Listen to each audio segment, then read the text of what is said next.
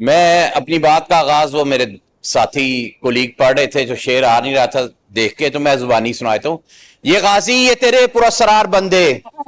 یہ غازی یہ تیرے پراسرار بندے، جنہیں تو نے بخشا ہے ذوق خدائی، دو نیم ان کی ٹھوکر سے صحرا و دریا، سمٹ کر پہاڑ ان کی ہیبت سے رائی۔ میں پاکستانی قوم آج جس طرح سپیکر پنجاب اسمبلی ملک احمد خان صاحب نے اور ملک احمد خان بچر صاحب جو ہمارے اپوزیشن لیڈر ہیں، جس طرح انہوں نے بات کا آغاز کیا تھا اور آج ہاؤس کا سٹارٹ لیا تھا، تو آج ہمیں اپوزیشن لیڈر ہیں جس طرح انہوں نے بات کا آغاز کیا تھا اور آج ہاؤس کا سٹارٹ لیا تھا، تو آج ہمیں بالکل پارٹیوں سے تعصبات سے بالا تر ہو کے ایک پاکستانی کے طور پہ یہاں کھڑے ہو کے آج بات کرنی چاہیے تھی۔ اور میں کوشش کروں گا کہ میں آج بلا تفریق کسی سیاسی جماعت کی بجائے پاکستانی عوام کی اور پنجاب کی عوام کی نمائندگی کرتے ہوئے یہاں بات کی جائے۔ قوموں کی تاریخ میں بڑے مشکل اور نازک لمحات آتے ہیں، مگر ہمیشہ وہی اقوام کامیاب ہوئی ہیں اور وہی افواج کامیاب ہوئی ہیں جہاں فوج اور عوام کے درمیان کوئی گیپ نہ ہو۔ جب بھی کوئی مشکل وقت آیا ہے تو پاکستانی قوم نے پاکستانی فوج کے ساتھ شانہ بشانہ سیسا پلائی ہوئی دیوار کی طرح ہمیشہ آزمائش کے وقت پہ کھڑے ہوئے ہیں۔ اور یہ والی بھی جو جنگ ہے، یہ جو کہا جا رہا تھا، ابھی نے کہا کہ ایکچوئل جنگ لڑی گئی ہے، ایکچوئل جنگ لڑی جاتی ہے، مگر آپ اس وقت جس دور میں رہ رہے ہیں، یہاں ففتھ جنریشن وار کا کیا مقصد تھا؟ ففتھ جنریشن وار کا مطلب کیا ہے؟ وہ سوشل میڈیا کی جنگ ہے، وہ دنیا میں بیانیے کی جنگ ہے، جہاں اگلے نے بیانیہ بنانے کی کوشش کی انڈیا نے۔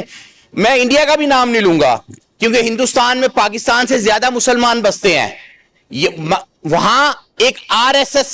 نام کی دہشت گرد تنظیم ہے جس کی ایک ملیٹنٹ سوچ ہے، جس کا چہرہ مودی کی شکل میں ہمیں نظر آتا ہے۔ میں اس لیے کہوں گا، ہندوستان کو نہیں برا کہوں گا،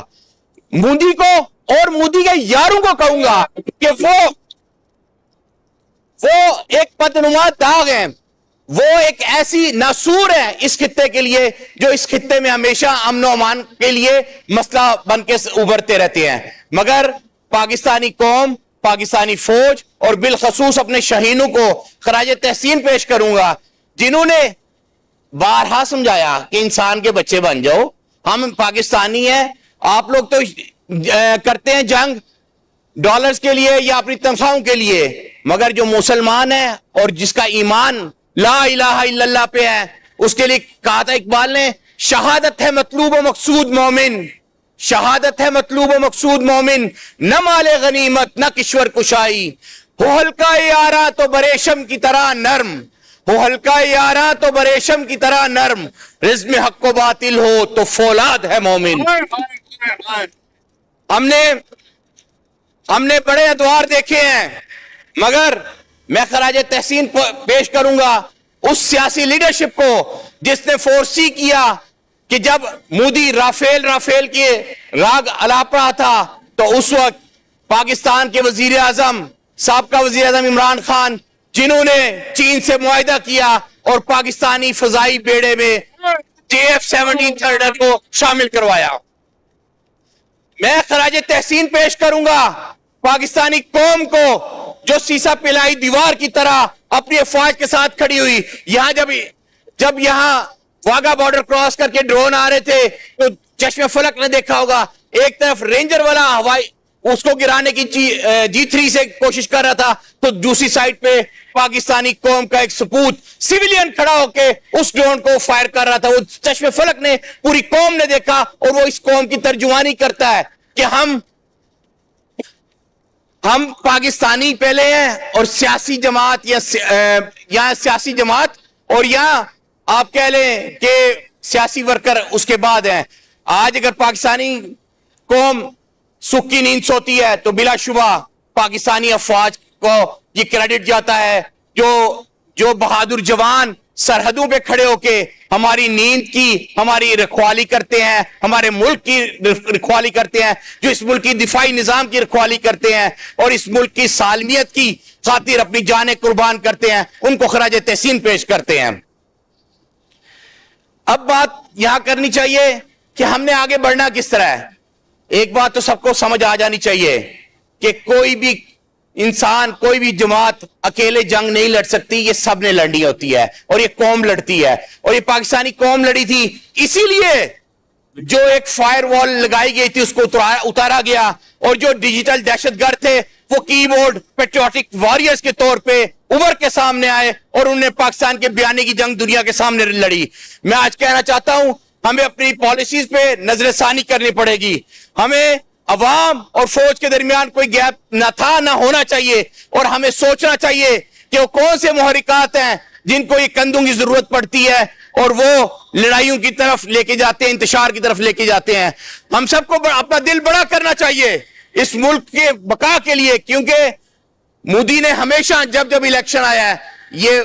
ایک فسائیت برپا کرنے کی کوشش کی ہے. اب جو یہ کام ہوا ہے اس کے بعد کل ایک انہوں نے دوبارہ میزائل کا تجربہ کیا ہے,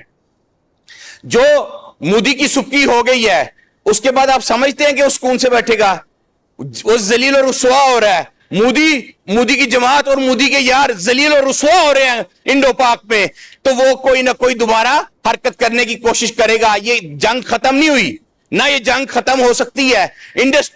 واٹر ٹریٹی آپ کی اس وقت تک سسپینڈ ہے, یہ اس سے بڑی جنگ ہے جب آپ کا پانی روک کے آپ کی زمینیں بنجر کر دی جائیں. آج میں کہنا چاہتا ہوں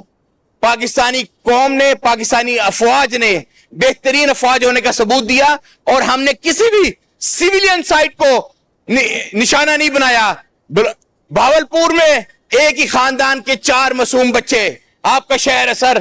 4 معصوم بچے شہید کر دیے گئے, خواتین شہید کر دی گئی, سیویلین آبادی کو نشانہ بنایا گیا. مریدکے میں سیویلین آبادی کو, ہماری مساجد کو نشانہ بنایا گیا. ہمارے لیڈر کا ویژن تھا کہ ہم نے تو ہمیشہ کہا ہے کہ اقلیتوں کو بھی مکمل حقوق دینے چاہیے. حضرت عمر فاروق رضی اللہ عنہ کے دور والی روایت ڈالی تھی, کرتارپور اس کی جیتی جاگتی مثال آپ کے سامنے کھڑی ہے. ہم تو ہر سال ویلکم کرتے ہیں, سکھ آتے ہیں, ننکانہ صاحب آتے ہیں, کرتارپور آتے ہیں, پنجا صاحب آتے ہیں, سر عبدال, ہم سب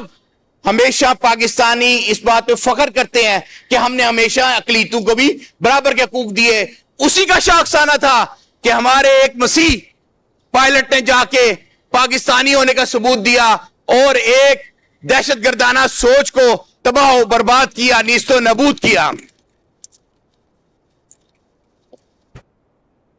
اس کا نام کامران بسی تھا. میں اپنے شہداء کو, جو سیویلین ہو, جو بے شک فوجی ہوں, جو لوگ اس جنگ کی نظر ہوئے ہیں, ان سب کے لیے کو خراج تحسین بھی پیش کرتا ہوں, ان سب کے لیے دعا گو بھی ہوں. اللہ تعالیٰ ان کی مغفرت کرے, ان کے درجات بلند کرے. سر آج ہمیں پاکستانی بن کے سوچنا چاہیے اور پاکستانی بن کے بات کرنی چاہیے. ہمیں اپنی افواج پہ بھی فخر ہونا چاہیے, ہمیں اپنی لیڈرشپ پہ بھی فخر ہونا چاہیے جو مشکل وقت میں کھڑی ہوتی ہے, نہ کہ بیٹھ جائے.